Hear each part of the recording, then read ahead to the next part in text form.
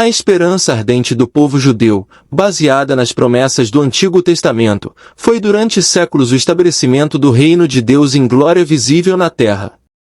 Contudo, na sua ignorância, os líderes da nação ignorou completamente dois fatos básicos.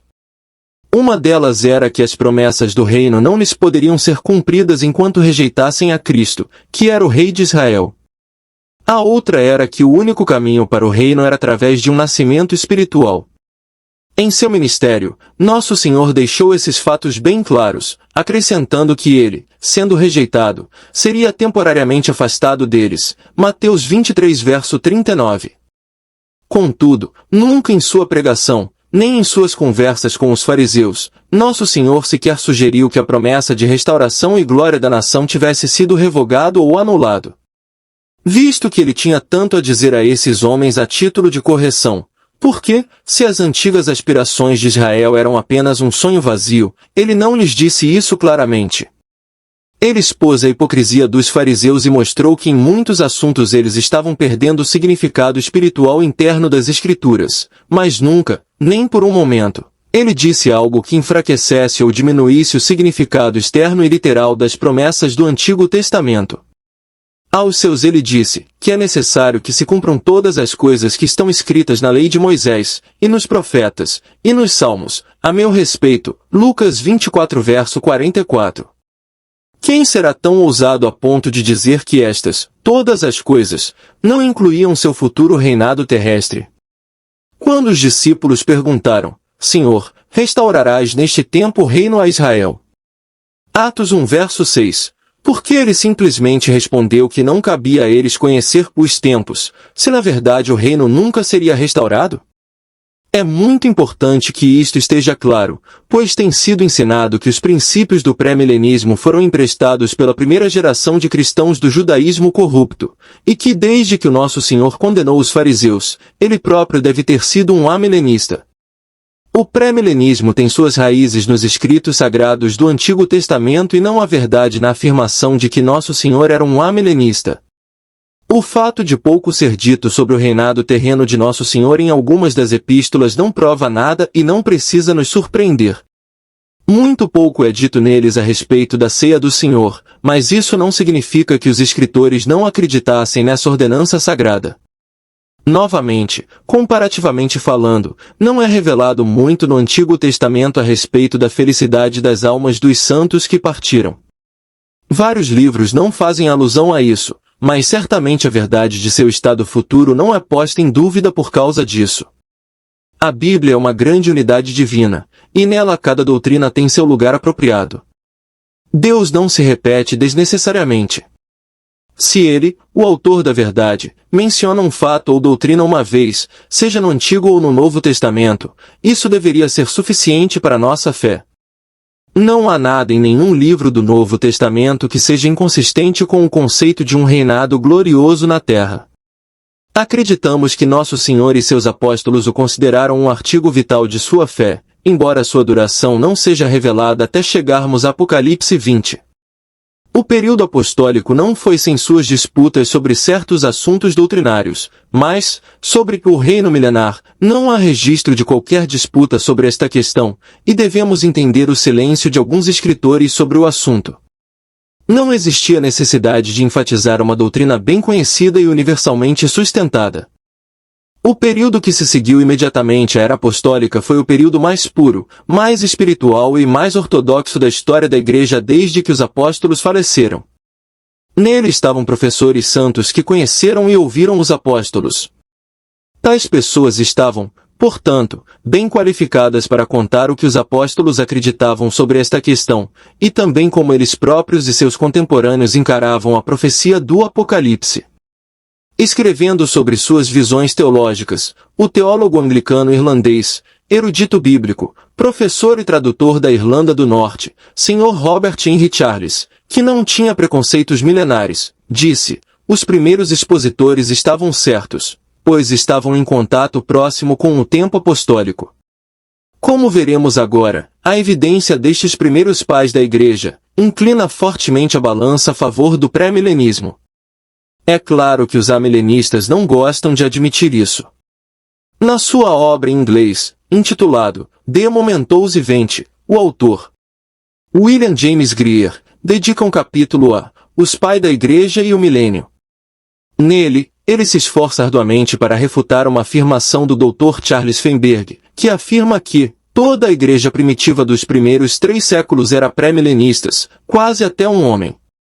Ao fazer isso, o Sr. Greer revisa os ensinamentos de vários santos, desde Clemente de Roma, possivelmente, seja o mesmo Clemente de Filipenses 4 verso 3, até Agostinho, do ano 354 a 430 d.C., e se ele consegue ou não refutar a afirmação do Dr. Charles Feinberg, só é válido para ele mesmo.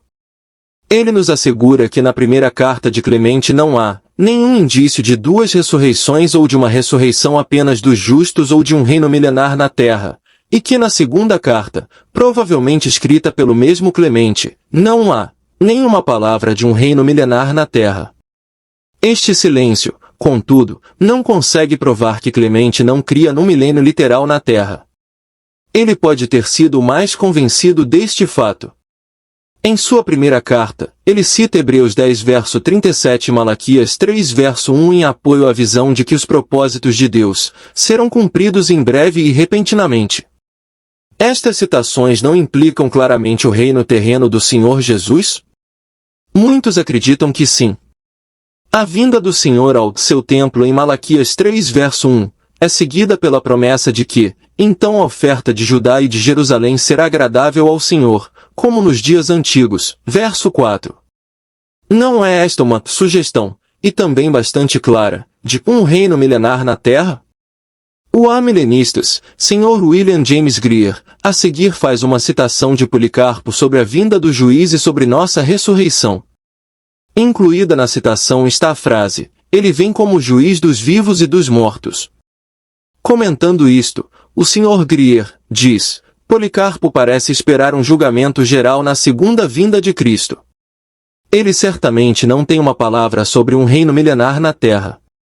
Ora, é verdade que o nobre mártir aqui parece procurar um julgamento geral. Não é de todo certo que ele o faça. Ele parece fazer isso, mas você não pode construir com segurança o que uma pessoa parece fazer, pode? Na verdade, não há base sólida e segura nesta afirmação para a opinião de que Policarpo acreditava num julgamento geral.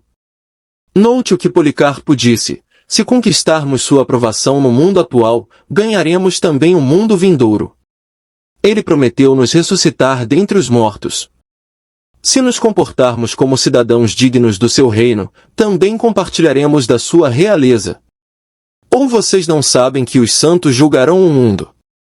Isto pode ser lido na Cartas de São Policarpo aos Filipenses, no livro intitulado Ancien Christian Writers, ou seja, Antigos Escritores Cristãos, volume 6, páginas 78 e 81.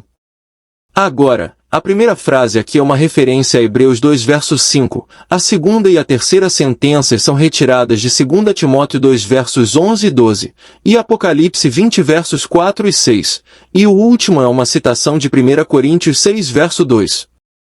É verdade que Policarpo não usa aqui uma palavra de um reino milenar na terra. Pode haver alguma dúvida, entretanto, sobre o que ele tem em mente? Qual é o contexto em cada uma dessas 4 passagens? Em que sentido é afirmado em Apocalipse 20 verso 4, que eles viveram e reinaram com Cristo? Novamente, quando os santos julgarão o mundo? Será na era vindoura? Se assim for, essa era não pode ser o estado eterno, pois não haverá mal para julgar, se então fosse o caso. Portanto, deve estar no que chamamos de milênio. Se insistirmos que a referência é ao julgamento do grande trono branco, então isso não pode ser um julgamento geral, como ensinam os amilenistas, pois como podem os santos julgar o mundo, e na mesma sessão serem eles próprios julgados com o mundo? Qualquer que seja a nossa visão, ela condena os amilenistas. Agora, por que o Sr. Greer ignorou em silêncio essas crenças do amado Policarpo? Talvez, é claro, ele não os tivesse notado. O terceiro pai da igreja, cujos escritos são revistos em O Evento Momentâneo, é Inácio de Antioquia. Em sua longa viagem a Roma, onde seria martirizado, Inácio escreveu 7 cartas, afirma o Sr. Grier. Dos eventos finais, ele não diz absolutamente nada. Agora, é verdade que Inácio diz muito pouco sobre eventos finais.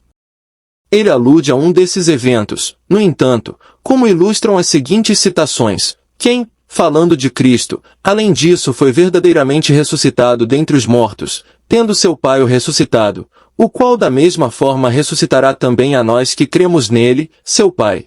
Eu digo, nos ressuscitará, em Cristo Jesus, extraído da carta de Inácio, para os Tralianos, capítulo 9. Eu ressuscitarei livre nele, extraído da carta de Inácio, aos Romanos, capítulo 4. Nestas citações, Inácio fala da ressurreição futura, e isso certamente é um evento do fim dos tempos. Neles também está a ressurreição dos santos de que ele fala. Eles serão ressuscitados da mesma forma como o Filho de Deus foi ressuscitado. Eles serão criados em Cristo Jesus e livres nele. Nenhuma pessoa não salva será ressuscitada na primeira ressurreição. Isto é perfeitamente consistente com o ensino do Novo Testamento. Além disso, ser ressuscitado, da mesma forma como o Filho de Deus, em Cristo Jesus, e livre nele, implica uma ressurreição além de todo julgamento, no que diz respeito às consequências penais da culpa.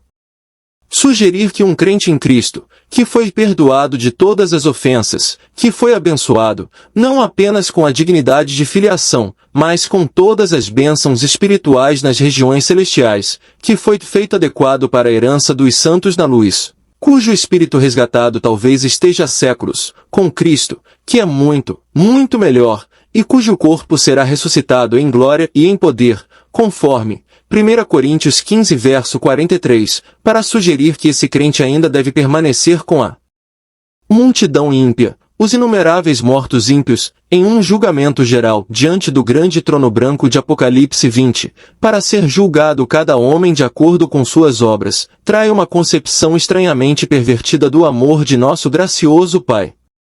É antibíblico, absurdo e totalmente indigno de Deus, cuja palavra prometida é que o crente não entrará em julgamento. João 5 verso 24. Mesmo que a afirmação de Inácio de Antioquia, eu ressuscitarei livre nele, se refira ao que aconteceria na morte do mártir, a citação mais longa certamente alude a um evento no final. Além disso, se um crente for livre na morte, muito mais ele será livre na ressurreição.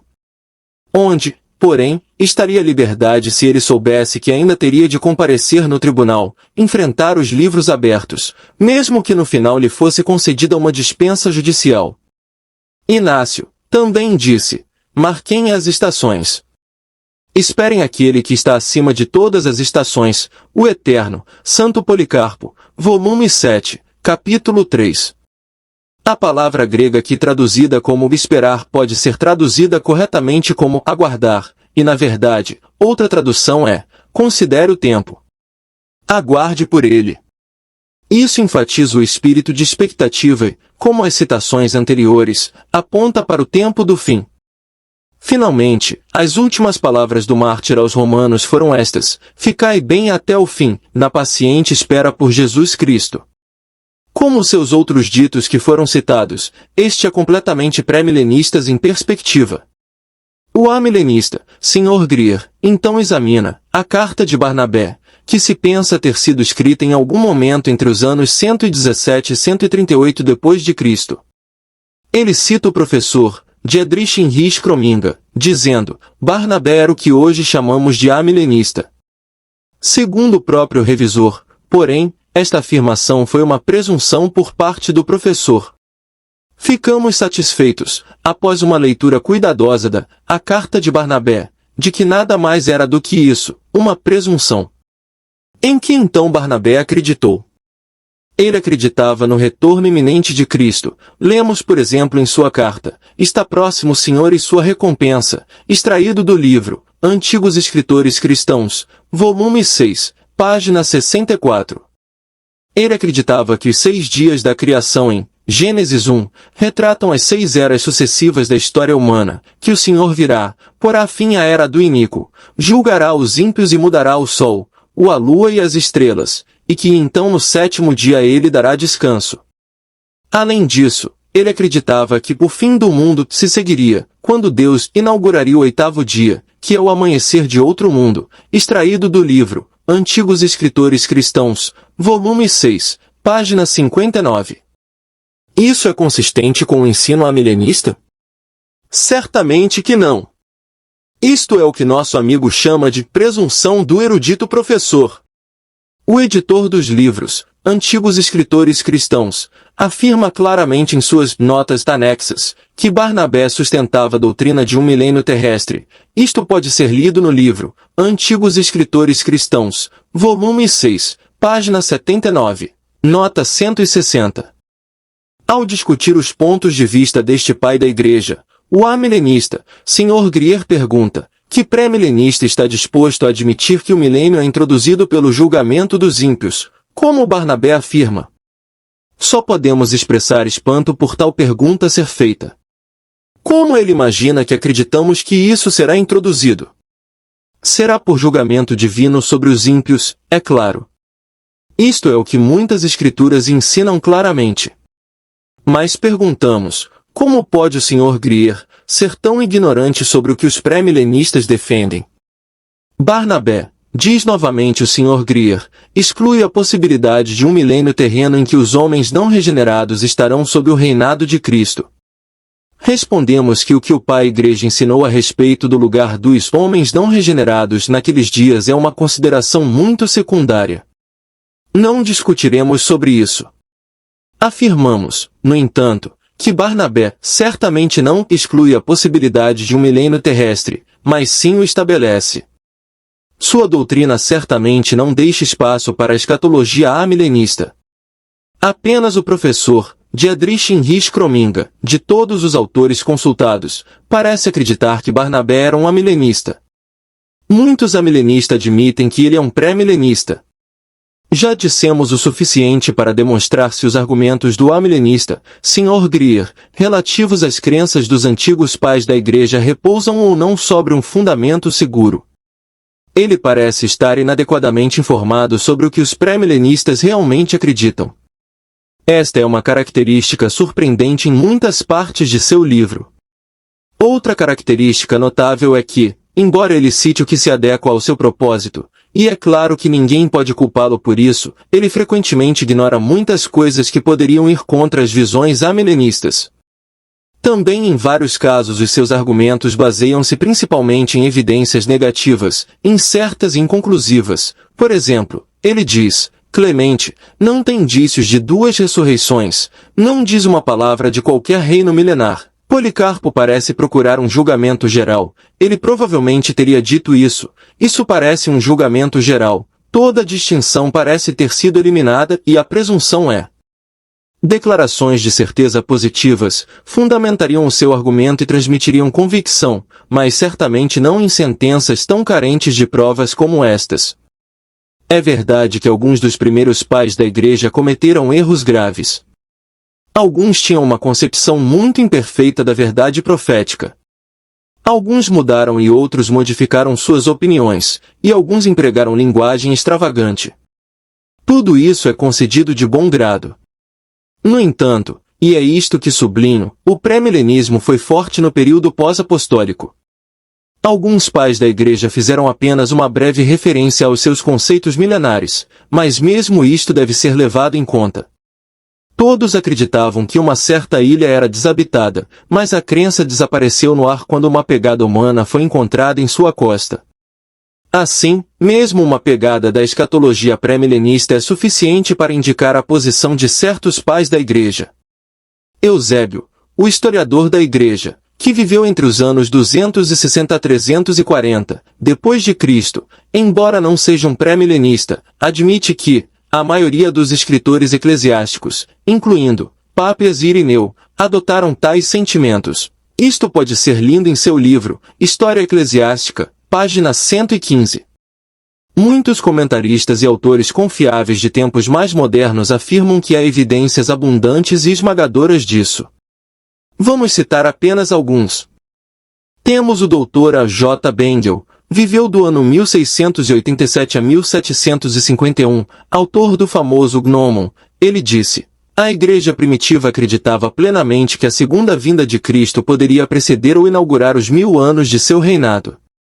Dr. Andrew Bonar, o santo pregador escocês, disse: a doutrina do milênio prevaleceu universalmente durante os primeiros 3 séculos, em seu livro, Marcos Proféticos. Adolf Ernack disse: esta doutrina do segundo advento de Cristo e do reino milenar aparece tão cedo que pode ser questionado se não deve ser considerada como uma parte essencial da religião cristã. Pode ser lido na Enciclopédia Britânica, volume 15, página 495. Dr. Philip Schaff, historiador da Igreja, disse: o ponto mais marcante na escatologia da era pré-nicena é o proeminente quiliasmo, ou seja, a doutrina que afirma que os predestinados ficariam ainda na Terra durante 1000 anos após o julgamento final, no gozo de todos os prazeres. Em seu livro, A Testemunha do Advento, Henry Alford, o notável comentarista, disse que o Senhor virá em pessoa a esta terra, que seus eleitos reinarão com ele, que o poder do mal será limitado. Esta é minha firme convicção, assim como foi a de sua igreja primitiva, antes que a controvérsia cegasse os olhos dos pais, à luz da profecia. Em seu livro, O Testamento Grego, página 259. Até mesmo Oswald Allis, um importante amilenista, admite que o quiliasmo era amplamente defendido na igreja primitiva, e Daniel Fitch, o pai do pós-milenismo, que viveu entre os anos de 1638 a 1726, também afirma que a doutrina do milênio passou entre os melhores cristãos durante 250 anos como uma tradição apostólica. Em vista destas evidências, todas tão inequívocas, e todas provenientes de homens na primeira linha da erudição, o que se ganha ao tentar dar a impressão de que a igreja primitiva não era predominantemente pré-milenista? No entanto, o Sr. Philip Mauro em seu livro, O Evangelho do Reino, o arquidiácono Lee em seu livro, De Spiars Commentary, o Sr. W. H. Rutgers em seu livro, Premillennialism in America, e outros, bem como o Sr. Grier, esforçam-se arduamente para estabelecer isto. Todos os seus argumentos, no entanto, são fracos e insatisfatórios. O Sr. Charles Caldwell atribui as afirmações de Mauro à pura ignorância dos fatos. O grande refúgio do Sr. Lee é o silêncio de certos padres da Igreja sobre o assunto. O argumento do Sr. Rutger é que a prevalência de pontos de vista milenaristas tem sido indevidamente exagerada. Mas quando ele, o Sr. Rutger, se pronuncia sobre o quiliasmo dos primeiros colonizadores americanos, suas observações são tão infundadas e tão amplas que o Sr. Smith lhe dá o golpe de misericórdia em todo o argumento histórico. Livro intitulado Pré-milenismo ou Amilenismo, Sr. C. L. Feinberg, página 245. Em sua obra, A Base da Fé Pré-milenista, o autor, Sr. Charles Caldwell traça a evidência do pré-milenismo ao longo dos 3 primeiros séculos cristãos. Ele fundamenta isso com citações de homens como: primeiro, o Didache, segundo, Clemente de Roma, terceiro, o pastor de Hermas, quarto, Barnabé, quinto, Inácio, sexto, Papias, sétimo, Justino Mártir, oitavo, Irineu, nono, Tertuliano, 10º. Cipriano, 11º. Comodiano, 12º. Nepos, 13º. Lactâncio. Ele também inclui os nomes de homens como 14º. Coracion, e 15º. Metódio, que pelas razões expostas devem ser considerados quiliastas. A esta lista, é claro, outros nomes poderiam ser adicionados. Alguns deles tinham mais luz do que outros. Alguns enfatizam uma faceta da crença pré-milenista, alguns outros. Sr. George N. H. Peters, que foi um ministro luterano americano e autor do livro The Theocratic Kingdom, fornece uma lista mais extensa de expoentes do quiliasmo para este período. Ele dá os nomes de 15 defensores dele no primeiro século, 7 deles são apóstolos, e estão listados por Papias, que acredita-se ter conhecido o apóstolo João, 9 no segundo, e 7 no terceiro, pode ser lido no livro, Finstockholm, Páginas 374 e 375. Mesmo que a evidência de alguns destes 31 defensores seja contestada, o testemunho a favor do pré-milenismo permanece forte e inabalável. Isto fundamenta plenamente as declarações anteriores citadas sobre a prevalência quase universal desta fé no período pós-apostólico, no qual havia homens ainda vivos que conheceram e ouviram o discípulo amado e, portanto, tinham o melhor direito de nos dizer o que ele significado em Apocalipse capítulo 20.